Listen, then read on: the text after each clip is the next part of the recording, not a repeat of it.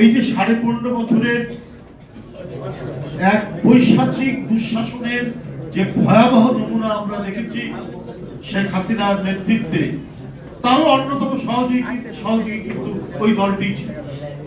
ওই দলটি সে সহযোগী ভূমিকা পালন করেছে।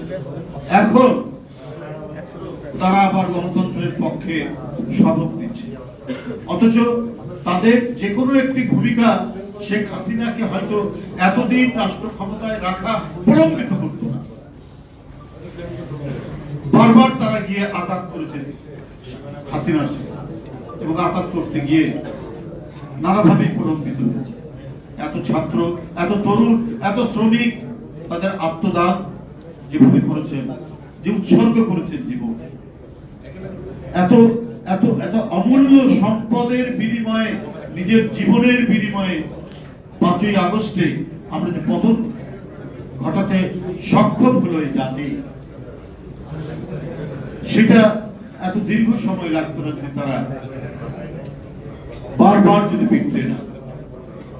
এক কথা বলে নির্বাচনের আগে, জাস্ট নির্বাচনের প্রাক্কালে গিয়েই আরেক ধরনের কথা। এই ধরনের ভণ্ডামি, মিথ্যাচারিতা, অঙ্গীকারহীনতা, এই দিয়েই আজকে রাষ্ট্র পরিচালনা হয়েছে দীর্ঘ সময় হাসিনার নেতৃত্বে এবং হোসেন মোহাম্মদের সাথে। এবং সেই হোসেন মোহাম্মদের সাথে 90-এর যে বিজয় হলো, তার আগের যে 9 বছর এই ধরনেরই কষ্ট করতে হয়েছে, এই ধরনেরই আমাদেরকে নানা ধরনের উৎপীড়নের শিকার হতে হয়েছে। এবং তখনও আমাদের প্রিয় নেত্রী, দেশনেত্রী বেগম খালেদা জিয়াকে গ্রেফতার করা হয়েছে। একটি চলন্ত গাড়ি থেকে সেই গাড়ি থামিয়ে তাকে ধরে নিয়ে যাওয়া হয়েছে। সেটাও তো আমাদের চোখের সামনে। এই পীড়ন, নিপীড়ন, নির্যাতন তাকে সহ্য করতে হয়েছে তখন থেকে, এবং আজও পর্যন্ত তিনি সেটি সহ্য করেছেন। হাসিনার 15.5 বছর, তার মাত্রাটা ছিল আরো তীব্র, তার ভয়াবহতা ছিল আরো ভয়ঙ্কর, যার কারণে আজকে তিনি অসুস্থতায়, রোগে, শোকে এক ভুক্তিগ্রস্ত অবস্থার মধ্যে এখনো তিনি চিকিৎসাধীন রয়েছেন এভারকেয়ারে। আমি গতকালও বলেছি যে তার এই অসুস্থতা এটা কৃত্রিম ভাবে তৈরি করা, চক্রান্ত করে তৈরি করা শেখ হাসিনা। তারা চক্রান্ত করে তার খাবারের মধ্যে বা নানাভাবে, তার ওষুধে, বিভিন্ন ভাবে, মানে যদি সরকারের হেফাজতে থাকে, সরকার নানা ধরনের একটি মানুষের জীবন নিয়ে ছিনিমিনি খেলতে পারে, সেটি করেছেন শেখ হাসিনা। তো সুতরাং হোসেন মোহাম্মদের সাথে চরিত্র এবং শেখ হাসিনার চরিত্রের মধ্যে কোনো পার্থক্য নাই বলেই তারা বারবার পরস্পরের বিরুদ্ধে নানা কথা বলার পরেও একটি চূড়ান্ত মুহূর্তে তারা একত্রিত হয়েছেন, হ্যান্ডশেক করেছেন এবং একসাথে মিলে গণতন্ত্রকে ধারালো ছুরি দিয়ে জবাই করেছেন। এবং একইভাবে দুর্নীতির স্বর্গরাজ্য পরিণত করেছিলেন সারা বাংলাদেশ। ব্যাংক লুটপাট থেকে শুরু করে মানুষের আর্থিক প্রতিষ্ঠান লুট করা থেকে শুরু করে সমস্ত কিছু করেছেন হোসেন মোহাম্মদ এরশাদ, এবং তার চূড়ান্ত বিকাশ এবং এর একটা ভয়াবহ ম্যানিফেস্টেশন আমরা দেখলাম শেখ হাসিনার। কোনো পার্থক্য নেই বলে আমরা জনতা টাওয়ারের কথা বলি, এটা ছিল তার স্ত্রীর জনতা টাওয়ার। এই নিয়ে মামলা মোকদ্দমা আমরা পরবর্তী পর্যায়ে আপনারা দেখেছেন। কোন এদের একনায়কদের তো কোনো আইন লাগে না, একনায়করা কোনো আদালতের তোয়াক্কা করে না, কারণ তাদের হাতে থাকে রাষ্ট্র ক্ষমতা, এবং এই অবৈধ রাষ্ট্র ক্ষমতা দিয়ে তারা দেশের আইনকে নিজেদের স্বার্থে কাজে লাগায়। এটা এরশাদও যেমন করেছে, হাসিনাও তেমন করেছে।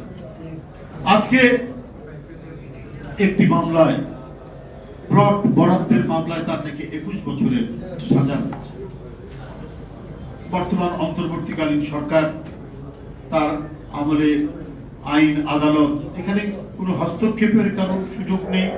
রাজনৈতিক দলগুলো তাদের সেখানে যে প্রভাব বিস্তার করার কিছু নেই, সেখানে তার সাজা হচ্ছে। কিন্তু এখন অনেকেই দেখি, এবং কিছু বুদ্ধিজীবীও রয়েছেন, সবসময় সব যুগেই অবশ্য একনায়ক ফ্যাসিস্টদের পক্ষেও কিছু বুদ্ধিজীবী থাকে। আমাদের দেশেও কিছু বুদ্ধিজীবী এবং কিছু টকশো শুনি যে এখনো তো সেই একই কায়দায় সবকিছু হচ্ছে, এখন কোন কায়দায়, এখন কোন রাজনৈতিক দল ক্ষমতায় আছে? একটু অন্তর্বর্তীকালীন সরকার ক্ষমতায় আছে এবং হাসিনার গড়া আদালত, হাসিনার গড়া ট্রাইব্যুনাল সবকিছু তার, সেখানেই বিচার হচ্ছে। কিন্তু এখানে ইনফ্লুয়েন্স করার যারা ভুক্তভোগী, যারা শেখ হাসিনার ভয়ঙ্কর আঘাতের যারা সম্মুখীন হয়েছে, আমরা বারবার কারাগারে যেতে হয়েছে, রিমান্ডের নামে নির্যাতন করতে হয়েছে। এই যে আমাদের চাইতে বয়স বেশি সর্বশেষ নজরুল ইসলাম খান, তার মতো মানুষ যার গোটা দেহ আগুনে পুড়ে গিয়েছিল এক সময়, তার এইরকম পরিস্থিতি নিয়ে প্রতি মুহূর্তে যাকে ওষুধ খেতে হয়, তাকে নিয়ে এসেও রিমান্ডের নামে আপনার হাজতের মধ্যে তুলে রাখে। একজন রাষ্ট্রদূত ছিলেন এবং আন্তর্জাতিক খ্যাতি সম্পন্ন, যিনি একজন শ্রমিক নেতা, আয়োরের বিকল্প সদস্য হিসেবে যিনি কাজ করেছেন এই রিজিয়নে এবং আন্তর্জাতিক পর্যায়ে, তার জন্য একটা কোনো ইয়ের ব্যবস্থা করা হয় না, একটা ভালো মতো থাকার কোনো ব্যবস্থা করা হয়। একবারই চোর ডাকাতরা যেভাবে আমরা তো আছি, আমাদের তো কোনো কথাই, তার মতো মানুষকেও এই যে নিপীড়ন নির্যাতন,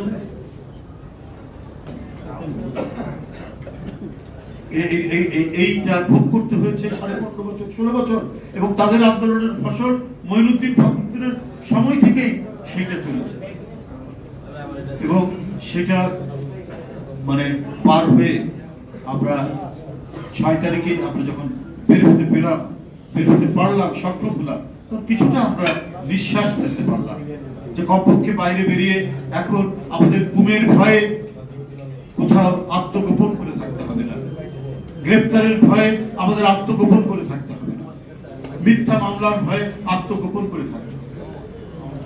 এই সারা জাতি তার সন্তান সন্ততি নিয়ে প্রতিটি মুহূর্তে প্রতিটি ক্ষণে এই ধরনের আতঙ্কের মধ্যে দিন কাটাতে হচ্ছে।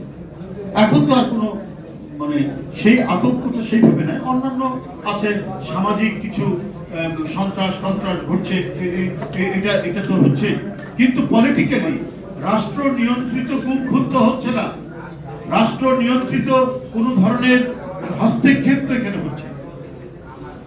মোটামুটি ভাবে স্বাধীনভাবে বিচারিক প্রক্রিয়া এবং আদালতগুলো কাজ করছে, কারণ এখানে কোনো রাজনৈতিক হস্তক্ষেপ নেই।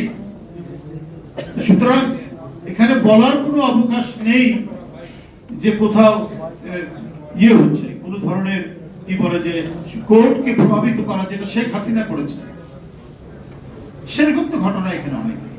যে লোয়ার কোর্ট দেশনেত্রী বেগম জিয়া 5 বছরের সাজা দিল একটা মিথ্যা মামলায়, হায়ার কোর্ট মানে হাইকোর্ট সেটাকে 10 বছর করে দিল।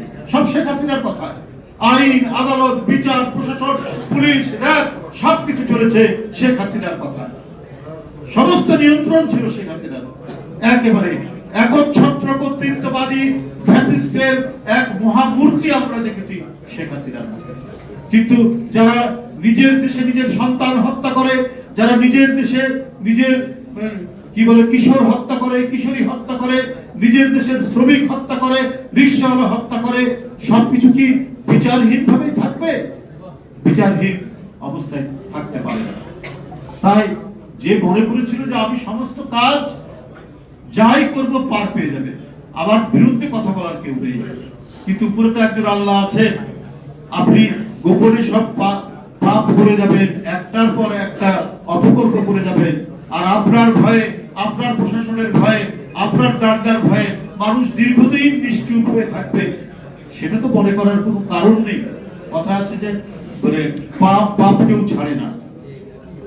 তো তার পরিস্থিতি দেখছি, ব্যাংকের ভোল্ট থেকে 2টি ভোল্ট থেকে 832 ভরি সোনা বেরোচ্ছে কিভাবে, এবং আরো অনেক ভোল্টের সোনা আছে। এটা কার সোনা?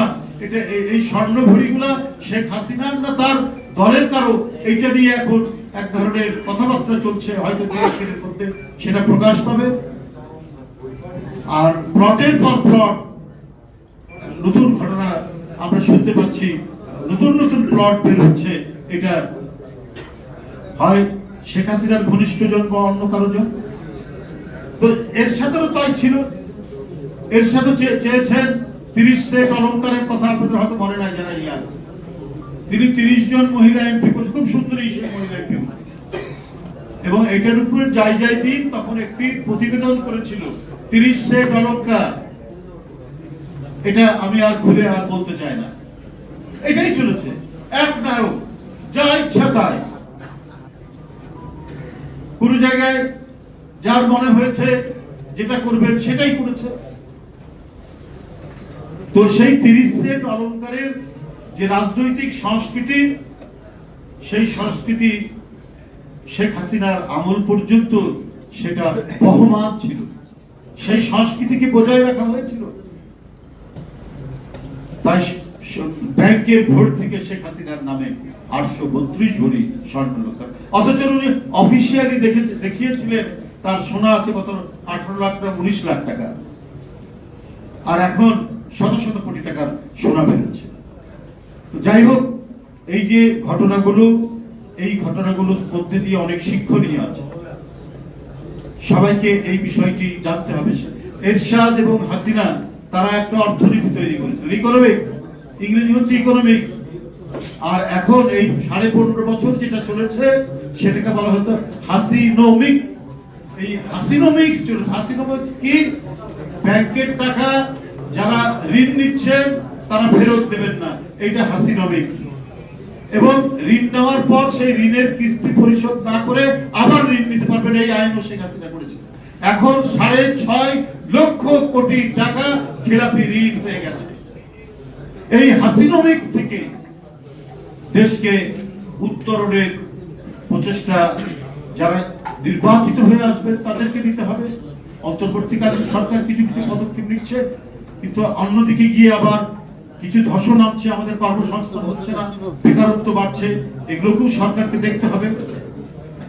প্রায় 6 ওয়ার্ল্ড ব্যাংক বলেছে 6 কোটির বেশি ইতিমধ্যে দারিদ্রতার মধ্যে চলে এসছে। তো এই যে ঘটনাগুলো, এই তাদের আত্মদানটা মহিমান্বিত হবে তখন যখন আমরা সত্যিকারের আমরা একটি গণতান্ত্রিক রাষ্ট্র এবং সমাজ, শান্তিময় সমাজ এবং সত্যিকার অর্থে একটি স্বাধীনতা, সার্বভৌমত্বে শক্তিশালী একটি দেশ বাংলাদেশ গড়ে তুলতে পারবে। না হলে তাদের আত্মা শান্তি পাবে না, তাদের আত্মা অতৃপ্তই থেকে যাবে। সুতরাং দায়িত্বগুলো, যে কাজগুলো আছে সেই কাজগুলো সম্পাদনের মধ্যে